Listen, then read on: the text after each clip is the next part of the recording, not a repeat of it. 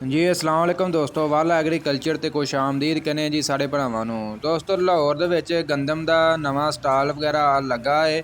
ਜਦੋਂ ਵੀ ਗੰਦਮ ਦਾ ਸੀਜ਼ਨ ਹੁੰਦਾ ਜੀ ਇੱਥੇ ਆ ਜਾਂਦੇ ਨੇ। ਜਿਨ੍ਹਾਂ ਦੀ ਗੰਦਮ ਨਹੀਂ ਸੇਲ ਹੁੰਦੀ ਉਹ ਗੰਦਮ ਜਿਹੜੀ ਲਾਹੌਰ ਲੈ ਆਉਂਦੇ। ਲਾਹੌਰ ਸਭ ਤੋਂ ਹਾਈ ਰੇਟ ਲਾਹੌਰ ਦੇ ਵਿੱਚ ਲੱਗ ਰਿਹਾ ਗੰਦਮ ਦਾ। ਤੇ ਇੱਥੇ ਜਿਹੜੇ ਵੀ ਸਟਾਲ ਵਗੈਰਾ ਲੈ ਕੇ ਆਉਂਦੇ ਨੇ ਅੱਗੋਂ ਜ਼ਿਮੀਂਦਾਰ ਦੇ ਕੋਲੋਂ 2800 2900 ਰੁਪਏ ਦੇ ਹਿਸਾਬ ਨਾਲ ਲੈ ਕੇ ਭਾਈ ਅੱਜ ਦਾ ਜਿਹੜਾ ਲਾਹੌਰ ਦਾ ਕਰੰਟ ਚੱਲ ਰਿਹਾ 40 ਕਿਲੋਗ੍ਰਾਮ ਦਾ ਗੰਦਮ ਦਾ ਨਵਾਂ ਰੇਟ ਲਾਹੌਰ ਦੇ ਵਿੱਚ 3600 ਰੁਪਏ ਤੋਂ ਲੈ ਕੇ 3700 ਰੁਪਏ ਤੱਕ 750 ਰੁਪਏ ਤੱਕ ਵੀ ਸੇਲ ਕਰਦੇ ਪਏ ਨੇ। ਥੋੜ੍ਹੀ ਜਿਹੀ ਮਤਲਬ ਛਾਨਣੇ ਵਾਲੀ ਸਫਾਈ ਥੋੜ੍ਹੀ ਜਿਹੀ ਕਰ ਲੈਂਦੇ ਨੇ। ਬਾਕੀ ਕਾਫੀ ਦੋਸਤ ਕਹਿ ਰਹੇ ਸੀ ਜੀ ਲਾਹੌਰ ਦੇ ਵਿੱਚ ਕਿੱਥੇ ਗੱਲਾ ਮੰਡੀ ਹੈ। ਇੱਥੇ ਗੱਲਾ ਮੰਡੀ ਨਹੀਂ ਹੈ ਜੀ, ਇੱਥੇ ਸਟਾਲ ਵਗੈਰਾ ਲਾਉਂਦੇ ਨੇ। ਸ਼ਦਾਰਾ ਸਟੇਸ਼ਨ ਦੇ ਨਾਲ ਹੀ ਯਾਨੀ ਕਿ ਇਹਦੇ ਥੱਲੇ ਸਟਾਲ ਵਗੈਰਾ ਲਾਉਂਦੇ ਨੇ ਅਤੇ ਇੱਥੇ ਲਿਆ ਕੇ ਗੰਦਮ ਵਗੈਰਾ ਥੋੜ੍ਹੀ ਜਿਹੀ ਸਫਾਈ ਵਗੈਰਾ ਕਰਕੇ 3800 ਰੁਪਏ ਤੱਕ ਵੀ 4000 ਰੁਪਏ ਤੱਕ ਵੀ ਇਹ ਸੇਲ ਕਰਦੇ ਰਹੇ ਨੇ। ਬਾਕੀ ਅੱਜ ਕੱਲ੍ਹ ਬਾਰਿਸ਼ਾਂ ਦਾ ਕਰਕੇ ਥੋੜ੍ਹਾ ਜਿਹਾ ਮੰਦਾ ਹੋਇਆ ਰੇਟ, ਤਕਰੀਬਨ 3600 3700 ਰੁਪਏ ਤੱਕ ਜਿਹੜਾ ਲਾਹੌਰ ਦੇ ਵਿੱਚ ਅੱਜ ਦਾ ਯਾਨੀ ਕਿ ਗੰਦਮ ਸੇਲ ਹੋ ਰਹੀ ਹੈ।